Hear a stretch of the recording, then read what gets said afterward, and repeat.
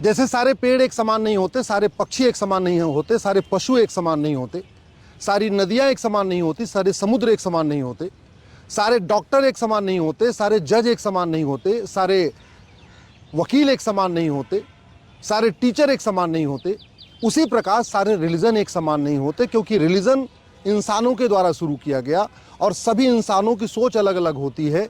एक माँ के पेट से पैदा हुए जो दो जुड़वा भाई होते हैं, उनकी सोच अलग अलग होती है। तो फिर सारे रिलीजन एक समान नहीं हो सकते, क्योंकि ये रिलीजन इंसानों के द्वारा शुरू किया गया। यही बात मैंने सबरीमाला केस में माननीय सुप्रीम कोर्ट से भी कहा है कि सबके टेनेट्स अलग हैं। अगर आप गूगल करिए 5 tenets of Hinduism, 5 tenets of Jainism, 5 tenets of Buddhism, 5 tenets of Sikhism, 5 tenets of Islam, 5 tenets of Christianity, तो फिर आपको भी समझ में आएगा कि सबके टेनेट्स अलग अलग है।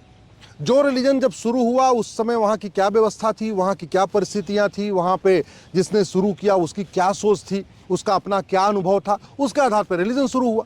तो जब रिलीजन शुरू हुआ, कॉमन कुछ है नहीं, तो स्वाभाविक सी बात है सारे रिलीजन एक समान हो नहीं सकते।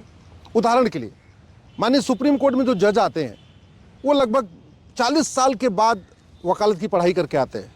लॉ करने के बाद लगभग 40 साल के बाद माननीय सुप्रीम कोर्ट में पहुंचते हैं। भारत का संविधान एक है, संविधान 3 साल तक बड़े मेहनत के बाद बनाया गया, बड़े डिस्कशन के बाद बनाया गया। लगभग 300 लोगों ने मिलकर संविधान बनाया और उस संविधान को माननीय सुप्रीम कोर्ट के जजेस लगभग 40 साल तक पढ़ चुके होते हैं। इसके बावजूद संविधान की अलग अलग व्याख्या होती है। इसीलिए तो कई बार 5 जजों के फैसले में 3 जज कुछ अलग कहते हैं, 2 जज कुछ अलग कहते हैं, 7 जजों के फैसले में भी डिफरेंस ऑफ ओपिनियन हो जाता है। तो जब संविधान जिसको 3 साल तक मेहनत करके बनाया गया, 300 लोगों ने पूरा डिस्कशन करके बनाया, और उस संविधान को पढ़ने वाले माननीय सुप्रीम कोर्ट के जजेस के ओपिनियन अलग अलग हो सकती है, तो फिर रिलीजन शुरू करने वाले जो थे उनकी तो ओपिनियन अलग अलग होगी। दूसरी बात, संविधान 300 लोगों ने मिलकर बनाया, 3 साल मेहनत करके बनाया, और अभी 75 साल हो गया, 130 बार उसमें बदलाव हो चुका है। वहीं दूसरी तरफ जो रिलीजियस किताबें हैं उनमें बदलाव नहीं हुआ, जबकि समय के साथ बदलाव होना चाहिए था। तो जो बदलाव नहीं हुआ उसका नतीजा ये है कि रिलीजियस कॉन्फ्लिक्ट बढ़ रहा है। एक बहुत महान वैज्ञानिक थे गैलीलियो। गैलीलियो ने कहा कि ये पृथ्वी स्थिर नहीं है, जबकि जो रिलीजियस बिलीफ ये कहता है कि नहीं, पृथ्वी स्थिर है, ब्रह्मांड के केंद्र में है, पृथ्वी घूमती नहीं है, बल्कि सारे ग्रह पृथ्वी के चक्कर लगाते हैं। गैलीलियो ने बोला नहीं, ये उल्टा है। गैलीलियो ने कहा ना, पृथ्वी स्थिर नहीं है, बल्कि पृथ्वी सूर्य के चक्कर लगा रही है। इतनी बात कहने के कारण गैलीलियो जैसे महान वैज्ञानिक को आजीवन कारावास की सजा दे दी गई। गैलीलियो अंधे हो गए और वो बीमार हुए और बीमार होकर खत्म हो गए। तो इसलिए मेरा ये कहना है, जो माननीय सुप्रीम कोर्ट को कहा, चूंकि रिलीजियस बिलीफ अलग अलग है, रिलीजियस टेनेट्स अलग अलग है, तो फिर रिलीजियस कॉन्फ्लिक्ट बढ़ेगा। अगर बहुत ज़्यादा रिलीजियस फ्रीडम दी जाएगी तो कॉन्फ्लिक्ट बढ़ेगा। और वैसे भी भारत का संविधान धर्म की स्वतंत्रता देता है, रिलीजन मजहब की नहीं। भारत के सुप्रीम कोर्ट का जो ध्येय वाक्य है वो यतो धर्मस ततो जय है, यतो मजहबो ततो जय नहीं है, यतो संप्रदायो ततो जय नहीं है। संविधान का ध्येय वाक्य है यतो धर्मस ततो जय। तो और संविधान भी एक धार्मिक ग्रंथ है, ये कोई रिलीजियस किताब नहीं है। संविधान धर्म को प्रमोट करता है। संविधान कहता है liberty of thought, liberty of belief, liberty of faith, liberty of worship. धर्म इसकी इजाज़त देता है, रिलीजन बिल्कुल इसके खिलाफ। संविधान कहता है universal equality, universal justice, universal fraternity, जबकि रिलीजन कहता है equality among religion, justice among religion, fraternity among religion. तो आर्टिकल 14, 15, 16, 17 ये जितने भी प्रावधान हैं फंडामेंटल राइट के, ये सब धर्म को प्रमोट करते हैं। आर्टिकल 14 से लेकर आर्टिकल 30 तक जितने फंडामेंटल राइट है उसमें केवल 2 फंडामेंटल राइट है, आर्टिकल 25, 26 जो रिलीजन की स्वतंत्रता देता है। इसलिए जितने प्रावधान धर्म को बढ़ाने वाले हैं उनमें कोई लिमिटेशन नहीं है, जबकि आर्टिकल 25 में बहुत साफ साफ लिमिटेशन है, पब्लिक ऑर्डर, हेल्थ, मोरालिटी, बहुत सारी लिमिटेशन दी हुई है। तो ये मैंने माननीय सुप्रीम कोर्ट को कहा है कि जब संविधान की व्याख्या कर रहे हैं, और चूंकि माननीय 9 जजों की पीठ संविधान की व्याख्या कर रही है, तो इस बात को ध्यान में रखें कि इस व्याख्या के कारण भारत एक यूनाइटेड इंटीग्रेटेड डेवलप्ड कंट्री बनेगा, या यहाँ अंधविश्वास फैलेगा, काला जादू फैलेगा, ये अराजकता फैलेगी। इस फैसले से क्या भारत चीन, जापान और सिंगापुर जैसा एक अच्छा देश बनेगा, या इस फैसले के बाद पाकिस्तान, अफगानिस्तान, बांग्लादेश जैसा बनेगा? क्योंकि कहते हैं ना every action has a reaction, उसी तरीके से every judgement has a ramification, every law has a ramification.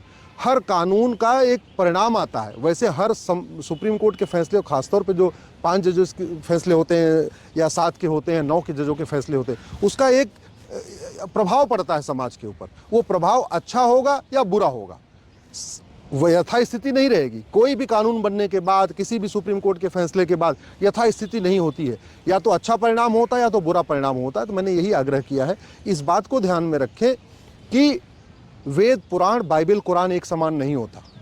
इस बात को ध्यान में रखें कि गुरुकुल और मदरसे में एक चीज़ नहीं सिखाई जाती। इस बात को ध्यान में रखें कि पूरा जो भारत का पिछले 2000 साल में 25 बार विभाजन हुआ है, भारत के पिछले 2000 साल में 25 टुकड़े हो चुके हैं, और वो टुकड़े हुए हैं रिलीजियस कॉन्फ्लिक्ट के कारण, मजहबी लड़ाई के कारण। पिछले 200 साल में भारत के 7 टुकड़े हुए हैं, वो व्यक्तियों के आपस के झगड़े के कारण नहीं हुए हैं, बाकायदा जो डिनोमिनेशनल कॉन्फ्लिक्ट थी, कहते नहीं, जो मजहबी लड़ाई हुई, ग्रुप्स में लड़ाई हुई, सामूहिक लड़ाई हुई, वो उसके कारण हुई है। भारत का विभाजन किसी 2 लोगों के कारण नहीं हुआ है। भारत का विभाजन तब हुआ जब पूरे के पूरे ग्रुप ने बोला नहीं, हमें तो अलग देश चाहिए। तो मैंने माननीय सुप्रीम कोर्ट से यही कहने की कोशिश किया है, 25 बार भारत का विभाजन हो चुका है पिछले 1947 का विभाजन भी रिलीजियस कॉन्फ्लिक्ट के कारण हुआ है। तो इसलिए जब रिलीजियस फ्रीडम को इंटरप्रिटेशन कर रहे हैं तो इस बात का ध्यान रखें कि अगर यहाँ पे मजहब की बहुत स्वतंत्रता हो जाएगी, रिलीजन की बहुत स्वतंत्रता हो जाएगी, तो फिर से दिक्कतें आ सकती हैं। इसलिए संविधान एक धार्मिक ग्रंथ है, संविधान धर्म को प्रमोट करता है, संविधान रिलीजन की बहुत आंशिक स्वतंत्रता देता है, धर्म की पूर्ण स्वतंत्रता, मजहब की बहुत आंशिक स्वतंत्रता। और वो एक बड़ा कारण ये है क्योंकि धर्म यूनाइट्स और रिलीजन डिवाइड्स। धर्म इंक्लूड्स, रिलीजन एक्सक्लूड्स। धर्म सबको जोड़ता है और रिलीजन आपस में बांटता है, समाज को तोड़ता है। धर्म वसुधैव कुटुंबकम की बात करता है, धर्म नारी तु नारायणी की बात करता है, धर्म जननी जन्मभूमिष्य की बात करता है, धर्म सर्वमंगल मांगल्य की बात करता है, धर्म सर्वे भवंत सुखिनः की बात करता है। रिलीजन इसमें कुछ भी नहीं करता। तो सच्ची ये है कि जो आपस में विभाजन बढ़ता है, जो आपस में झगड़े शुरू होते हैं, ये रिलीजन के आधार पे होते हैं। इसलिए रिलीजियस फ्रीडम को बहुत रिस्ट्रिक्ट करने की ज़रूरत है। धर्म की पूर्ण स्वतंत्रता होनी चाहिए, रिलीजन की बहुत आंशिक स्वतंत्रता होनी चाहिए, तब बैलेंस चलेगा। अगर हमने धर्म को रिलीजन समझ लिया, रिलीजन को धर्म समझ लिया, तो फिर समस्या आ जाएगी। मैंने माननीय सुप्रीम कोर्ट से ये भी कहा है, जैसे संविधान के लिए कोई अंग्रेजी में शब्द नहीं है। हम कहते हैं कॉन्स्टिट्यूशन, लेकिन वो कॉन्स्टिट्यूशन संविधान का एकदम एग्जैक्टली पर्यायवाची नहीं है। संविधान का मतलब होता है समान विधान, सम्यक विधान, जबकि कॉन्स्टिट्यूशन का मतलब होता है विधान। ऐसे बहुत सारे शब्द हैं। धर्म के लिए अंग्रेजी में कोई शब्द नहीं है, कर्म के लिए अंग्रेजी में शब्द कोई नहीं है, आपके योग के लिए अंग्रेजी में कोई शब्द नहीं है, ब्रह्मचर्य के लिए अंग्रेजी में प्रॉपर कोई शब्द नहीं है, संस्कृति के लिए अंग्रेजी में कोई शब्द नहीं है, संस्कार के लिए अंग्रेजी में कोई शब्द नहीं है। बहुत सारे ऐसे शब्द हैं जहाँ अंग्रेजी में उसके शब्द नहीं है, और उसकी लिमिटेशन यही है कि क्योंकि अंग्रेजी में 26 अल्फ़ाबेट है। अंग्रेजी में वर्ब के 3 फॉर्म है, go went gone, read red red, और वहीं हिंदी में जो वर्ब के 9 फॉर्म होते हैं, किसी भी शब्द जो वर्ब होती है उसके 9 फॉर्म होते हैं। तो इसलिए इसकी लिमिटेशन को देखते हुए इसकी व्याख्या करें। जहाँ तक सबरीमाला का मैटर है, मैंने यही कहा है, सबरीमाला एक अपने आप पे विशेष मंदिर है। जैसे दुनिया में लाखों मस्जिद हैं, लेकिन मक्का मदीना का विशेष स्थान है, लाखों चर्च हैं, लेकिन जेरूसलम के चर्च का विशेष स्थान है, लाखों भगवान शंकर के मंदिर हैं, लेकिन जो 12 ज्योतिर्लिंग है, 12 ज्योतिर्लिंग का अलग स्थान है, लाखों धाम है, लेकिन 4 धाम का अलग स्थान है, लाखों देवी जी के मंदिर हैं, लेकिन 51 शक्तिपीठ का अलग स्थान है, लाखों जैन मंदिर हैं, लेकिन जो जैन मंदिर हमारे 24 तीर्थंकर के जन्मभूमि, कर्मभूमि, तपोभूमि पे बने, मोक्ष भूमि पे बने हैं, उन मंदिरों का विशेष स्थान है। लाखों गुरुद्वारे हैं, लेकिन जो गुरुद्वारे हमारे 10 गुरुओं के जन्मभूमि, कर्मभूमि, तपोभूमि, मोक्ष भूमि पे बने, उनका विशेष स्थान है। वैसे ही भगवान अयप्पा के 1500 मंदिर हैं, लेकिन ये सबरीमाला मंदिर का विशेष स्थान है। वहाँ 40 दिन व्रत रखना पड़ता है, 40 दिन नंगे पांव रहना पड़ता है, 40 दिन ब्रह्मचर्य का पालन करना पड़ता है, जब तब करना पड़ता है। इसको देखते हुए ये कहा गया कि भाई 10 वर्ष से 50 वर्ष तक की जो माताएं बहनें हैं वो नहीं आएंगी। तो ये एक जायज़ है, ये एक रिजनेबल है। ये ऐसा नहीं है कि हाँ सबका फंडामेंटल राइट वायलेट हो जा रहा है। ये बात मैंने कही है। जैसे सारे पेड़ एक समान नहीं होते, सारे पक्षी एक समान नहीं होते, सारे पशु एक समान नहीं होते, सारी नदियाँ एक समान नहीं होती, सारे समुद्र एक समान नहीं होते, सारे डॉक्टर एक समान नहीं होते, सारे जज एक समान नहीं होते, सारे वकील एक समान नहीं होते, सारे टीचर एक समान नहीं होते, उसी प्रकार सारे रिलीजन एक समान नहीं होते, क्योंकि रिलीजन इंसानों के द्वारा शुरू किया गया और सभी इंसानों की सोच अलग अलग होती है। एक माँ के पेट से पैदा हुए जो दो जुड़वा भाई होते हैं, उनकी सोच अलग अलग होती है, तो फिर सारे रिलीजन एक समान नहीं हो सकते, क्योंकि ये रिलीजन इंसानों के द्वारा शुरू किया गया। यही बात मैंने सबरीमाला केस में माननीय सुप्रीम कोर्ट से भी कहा है कि सबके टेनेट्स अलग हैं। अगर आप गूगल करिए 5 tenets of Hinduism, 5 tenets of Jainism, 5 tenets of Buddhism, 5 tenets of Sikhism, 5 tenets of Islam, 5 tenets of Christianity, तो फिर आपको भी समझ में आएगा कि सबके टेनेट्स अलग अलग हैं। जो रिलीजन जब शुरू हुआ उस समय वहाँ की क्या व्यवस्था थी, वहाँ की क्या परिस्थितियाँ थी, वहाँ पे जिसने शुरू किया उसकी क्या सोच थी, उसका अपना क्या अनुभव था, उसके आधार पर रिलीजन शुरू हुआ। तो जब रिलीजन शुरू हुआ, कॉमन कुछ है नहीं, तो स्वाभाविक सी बात है सारे रिलीजन एक समान हो नहीं सकते। उदाहरण के लिए माननीय सुप्रीम कोर्ट में जो जज आते हैं वो लगभग 40 साल के बाद वकालत की पढ़ाई करके आते हैं। लॉ करने के बाद लगभग 40 साल के बाद माननीय सुप्रीम कोर्ट में पहुँचते हैं। भारत का संविधान एक है, संविधान 3 साल तक बड़े मेहनत के बाद बनाया गया, बड़े डिस्कशन के बाद बनाया गया। लगभग 300 लोगों ने मिलकर संविधान बनाया और उस संविधान को माननीय सुप्रीम कोर्ट के जजेस लगभग 40 साल तक पढ़ चुके होते हैं। इसके बावजूद संविधान की अलग अलग व्याख्या होती है। इसीलिए तो कई बार 5 जजों के फैसले में 3 जज कुछ अलग कहते हैं, 2 जज कुछ अलग कहते हैं, 7 जजों के फैसले में भी डिफरेंस ऑफ ओपिनियन हो जाता है। तो जब संविधान जिसको 3 साल तक मेहनत करके बनाया गया, 300 लोगों ने पूरा डिस्कशन करके बनाया, और उस संविधान को पढ़ने वाले माननीय सुप्रीम कोर्ट के जजेस के ओपिनियन अलग अलग हो सकती है, तो फिर रिलीजन शुरू करने वाले जो थे उनकी तो ओपिनियन अलग अलग होगी। दूसरी बात, संविधान 300 लोगों ने मिलकर बनाया, 3 साल मेहनत करके बनाया, और अभी 75 साल हो गया, 130 बार उसमें बदलाव हो चुका है। वहीं दूसरी तरफ जो रिलीजियस किताबें हैं उनमें बदलाव नहीं हुआ, जबकि समय के साथ बदलाव होना चाहिए था। तो जो बदलाव नहीं हुआ उसका नतीजा ये है कि रिलीजियस कॉन्फ्लिक्ट बढ़ रहा है। एक बहुत महान वैज्ञानिक थे गैलीलियो। गैलीलियो ने कहा कि ये पृथ्वी स्थिर नहीं है, जबकि जो रिलीजियस बिलीफ थी, रिलीजियस बिलीफ ये कहता है कि नहीं, पृथ्वी स्थिर है, ब्रह्मांड के केंद्र में है, पृथ्वी घूमती नहीं है, बल्कि सारे ग्रह पृथ्वी के चक्कर लगाते हैं। गैलीलियो ने बोला नहीं, ये उल्टा है। गैलीलियो ने कहा ना, पृथ्वी स्थिर नहीं है, बल्कि पृथ्वी सूर्य के चक्कर लगा रही है। इतनी बात कहने के कारण गैलीलियो जैसे महान वैज्ञानिक को आजीवन कारावास की सजा दे दी गई। गैलीलियो अंधे हो गए और वो बीमार हुए और बीमार होकर खत्म हो गए। तो इसलिए मेरा ये कहना है, जो माननीय सुप्रीम कोर्ट को कहा, चूंकि रिलीजियस बिलीफ अलग अलग है, रिलीजियस टेनेट्स अलग अलग है, तो फिर रिलीजियस कॉन्फ्लिक्ट बढ़ेगा। अगर बहुत ज़्यादा रिलीजियस फ्रीडम दी जाएगी तो कॉन्फ्लिक्ट बढ़ेगा। और वैसे भी भारत का संविधान धर्म की स्वतंत्रता देता है, रिलीजन मजहब की नहीं।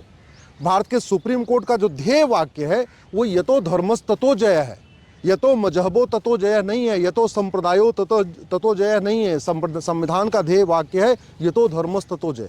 तो और संविधान भी एक धार्मिक ग्रंथ है, ये कोई रिलीजियस किताब नहीं है। संविधान धर्म को प्रमोट करता है। संविधान कहता है liberty of thought, liberty of belief, liberty of faith, liberty of worship. धर्म इसकी इजाज़त देता है, रिलीजन बिल्कुल इसके खिलाफ। संविधान कहता है universal equality, universal justice, universal fraternity, जबकि रिलीजन कहता है equality among religion, justice among religion, fraternity among religion. तो आर्टिकल 14, 15, 16, 17 ये जितने भी प्रावधान हैं फंडामेंटल राइट के, ये सब धर्म को प्रमोट करते हैं। आर्टिकल 14 से लेकर आर्टिकल 30 तक जितने फंडामेंटल राइट हैं उसमें केवल 2 फंडामेंटल राइट है, आर्टिकल 25, 26 जो रिलीजन की स्वतंत्रता देता है। इसलिए जितने प्रावधान धर्म को बढ़ाने वाले हैं उनमें कोई लिमिटेशन नहीं है, जबकि आर्टिकल 25 में बहुत साफ साफ लिमिटेशन है, पब्लिक ऑर्डर, हेल्थ, मोरालिटी, बहुत सारी लिमिटेशन दी हुई है। तो ये मैंने माननीय सुप्रीम कोर्ट को कहा है कि जब संविधान की व्याख्या कर रहे हैं, और चूंकि माननीय 9 जजों की पीठ संविधान की व्याख्या कर रही है, तो इस बात को ध्यान में रखें कि इस व्याख्या के कारण भारत एक यूनाइटेड इंटीग्रेटेड डेवलप्ड कंट्री बनेगा, या यहाँ अंधविश्वास फैलेगा, काला जादू फैलेगा, ये अराजकता फैलेगी। इस फैसले से क्या भारत चीन, जापान और सिंगापुर जैसा एक अच्छा देश बनेगा, या इस फैसले के बाद पाकिस्तान, अफगानिस्तान, बांग्लादेश जैसा बनेगा? क्योंकि कहते हैं ना, every action has a reaction, उसी तरीके से every judgement has a ramification, every law has a ramification. हर कानून का एक परिणाम आता है। वैसे हर सुप्रीम कोर्ट के फैसले, खासतौर पे जो 5 जजों के फैसले होते हैं या 7 के होते हैं, 9 के जजों के फैसले होते हैं, उसका एक प्रभाव पड़ता है समाज के ऊपर, वो प्रभाव अच्छा होगा या बुरा होगा, वो यथास्थिति नहीं रहेगी। कोई भी कानून बनने के बाद, किसी भी सुप्रीम कोर्ट के फैसले के बाद यथास्थिति नहीं होती है, या तो अच्छा परिणाम होता है या तो बुरा परिणाम होता है। तो मैंने यही आग्रह किया है, इस बात को ध्यान में रखें कि वेद, पुराण, बाइबल, कुरान एक समान नहीं होता। इस बात को ध्यान में रखें कि गुरुकुल और मदरसे में एक चीज़ नहीं सिखाई जाती। इस बात को ध्यान में रखें कि पूरा जो भारत का पिछले 2000 साल में 25 बार विभाजन हुआ है, भारत के पिछले 2000 साल में 25 टुकड़े हो चुके हैं, और वो टुकड़े हुए हैं रिलीजियस कॉन्फ्लिक्ट के कारण, मजहबी लड़ाई के कारण। पिछले 200 साल में भारत के 7 टुकड़े हुए हैं, वो व्यक्तियों के आपस के झगड़े के कारण नहीं हुए हैं, बाकायदा जो डिनोमिनेशनल कॉन्फ्लिक्ट थी, कहते नहीं, जो मजहबी लड़ाई हुई, ग्रुप्स में लड़ाई हुई, सामूहिक लड़ाई हुई, वो उसके कारण हुई है। भारत का विभाजन किसी दो लोगों के कारण नहीं हुआ है। भारत का विभाजन तब हुआ जब पूरे के पूरे ग्रुप ने बोला नहीं, हमें तो अलग देश चाहिए। तो मैंने माननीय सुप्रीम कोर्ट से यही कहने की कोशिश किया है, 25 बार भारत का विभाजन हो चुका है पिछले 1947 का विभाजन भी रिलीजियस कॉन्फ्लिक्ट के कारण हुआ है। तो इसलिए जब रिलीजियस फ्रीडम को इंटरप्रिटेशन कर रहे हैं तो इस बात का ध्यान रखें कि अगर यहाँ पे मजहब की बहुत स्वतंत्रता हो जाएगी, रिलीजन की बहुत स्वतंत्रता हो जाएगी, तो फिर से दिक्कतें आ सकती हैं। इसलिए संविधान एक धार्मिक ग्रंथ है, संविधान धर्म को प्रमोट करता है, संविधान रिलीजन की बहुत आंशिक स्वतंत्रता देता है, धर्म की पूर्ण स्वतंत्रता, मजहब की बहुत आंशिक स्वतंत्रता। और वो एक बड़ा कारण ये है क्योंकि धर्म यूनाइट्स और रिलीजन डिवाइड्स। धर्म इंक्लूड्स, रिलीजन एक्सक्लूड्स। धर्म सबको जोड़ता है और रिलीजन आपस में बांटता है, समाज को तोड़ता है। धर्म वसुधैव कुटुंबकम की बात करता है, धर्म नारी तु नारायणी की बात करता है, धर्म जननी जन्म भूमिष्य की बात करता है, धर्म सर्वमंगल मांगल्य की बात करता है, धर्म सर्वे भवंत सुखने की बात करता है। रिलीजन इसमें कुछ भी नहीं करता। तो सच्ची ये है कि जो आपस में विभाजन बढ़ता है, जो आपस में झगड़े शुरू होते हैं, ये रिलीजन के आधार पे होते हैं। इसलिए रिलीजियस फ्रीडम को बहुत रिस्ट्रिक्ट करने की ज़रूरत है। धर्म की पूर्ण स्वतंत्रता होनी चाहिए, रिलीजन की बहुत आंशिक स्वतंत्रता होनी चाहिए, तब बैलेंस चलेगा। अगर हमने धर्म को रिलीजन समझ लिया, रिलीजन को धर्म समझ लिया, तो फिर समस्या आ जाएगी। मैंने माननीय सुप्रीम कोर्ट से ये भी कहा है, जैसे संविधान के लिए कोई अंग्रेजी में शब्द नहीं है। हम कहते हैं कॉन्स्टिट्यूशन, लेकिन वो कॉन्स्टिट्यूशन संविधान का एकदम एग्जैक्टली पर्यायवाची नहीं है। संविधान का मतलब होता है समान विधान, सम्यक विधान, जबकि कॉन्स्टिट्यूशन का मतलब होता है विधान। ऐसे बहुत सारे शब्द हैं। धर्म के लिए अंग्रेजी में कोई शब्द नहीं है, कर्म के लिए अंग्रेजी में शब्द कोई नहीं है, आपके योग के लिए अंग्रेजी में कोई शब्द नहीं है, ब्रह्मचर्य के लिए अंग्रेजी में प्रॉपर कोई शब्द नहीं है, संस्कृति के लिए अंग्रेजी में कोई शब्द नहीं है, संस्कार के लिए अंग्रेजी में कोई शब्द नहीं है। बहुत सारे ऐसे शब्द हैं जहाँ अंग्रेजी में उसके शब्द नहीं है, और उसकी लिमिटेशन यही है कि क्योंकि अंग्रेजी में 26 अल्फ़ाबेट है।